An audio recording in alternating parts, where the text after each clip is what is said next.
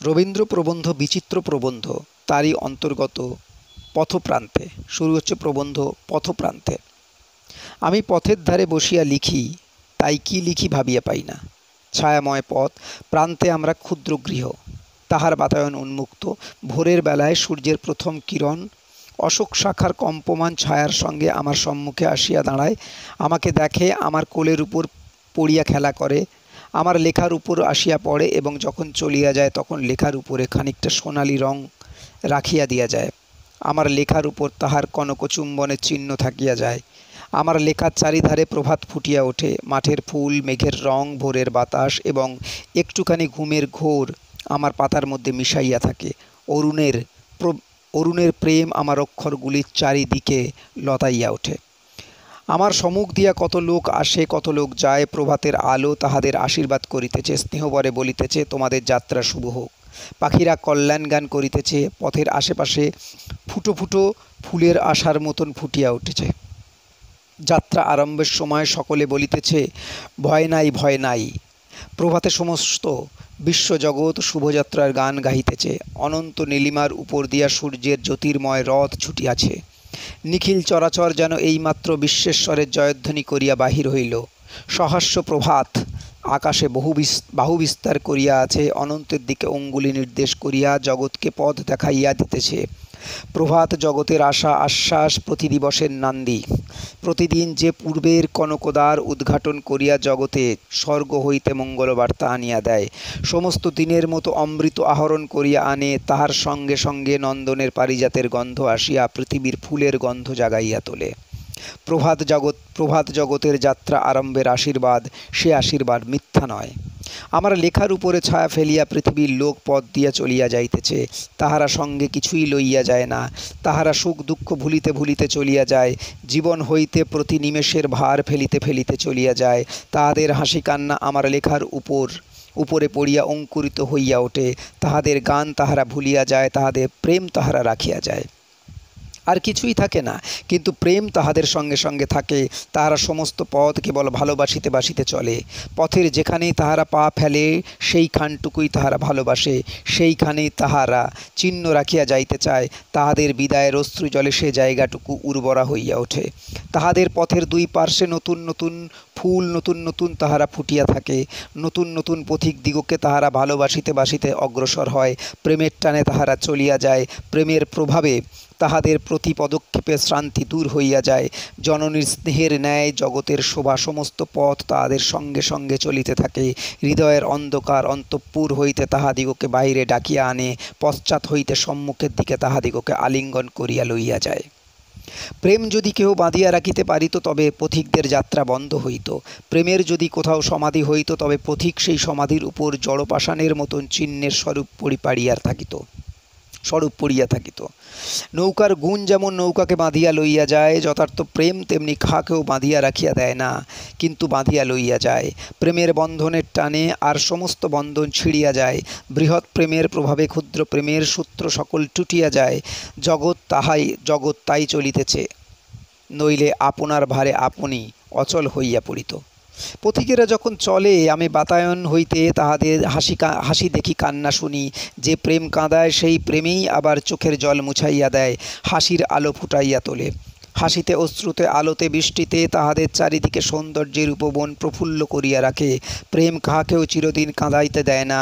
যে প্রেম একের বিরহে তোমাকে কাঁদায়, সেই প্রেমই তার পাঁচকে তোমার কাছে আনিয়া দেয়। প্রেম বলে, একবার ভালো করিয়া চাইয়া দেখো, যে গেছে ইহারা তাহার অপেক্ষা কিছুমাত্র কম নয়।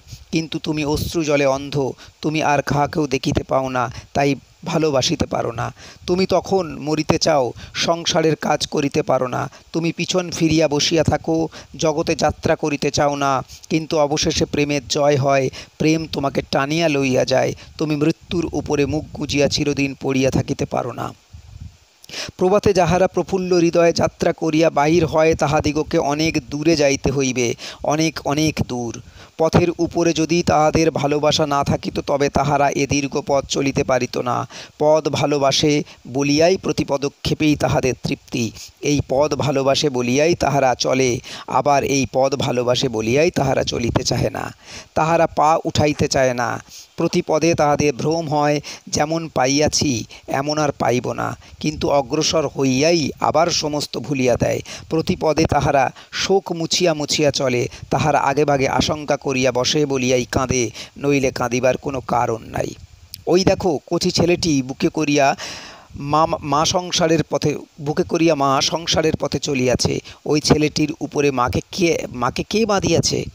ওই ছেলেটিকে দিয়া মাকে কে টানিয়া লইয়া যাইতেছে? প্রেমের প্রভাবে পথের কাঁটা মায়ের পায়ের তলে কেমন ফুল হইয়া উঠিতেছে। ছেলেটিকে মায়ের কোলে দিয়া পথকে গৃহের মতো মধুর করিয়াছে কে? কিন্তু হায়, মা ভুল বোঝে না। বোঝে কেন? মা কেন মনে করে ওই ছেলেটির মধ্যেই তাহার অনন্তের অবসান? অনন্তের পথে যেখানে পৃথিবীর সকল ছেলে মিলিয়া খেলা করে, একটি ছেলে মায়ের হাত ধরিয়া মাকে সেই ছেলের রাজ্যে লইয়া যায়। সেইখানে শতকোটি সন্তান, সেখানে বিশ্বের কচি মুখগুলি ফুটিয়া একেবারে নন্দনবন করিয়া রাখিয়াছে। আকাশের চাঁদকে কাড়াকাড়ি করিয়া লইবার জন্য কি আগ্রহ! সেখানে স্খলিত মধুর ভাষার কল্লোল। আবার ওদিকে শোনো, সুকুমার অসহায়রা কি কান্নায় কাঁদিতেছে।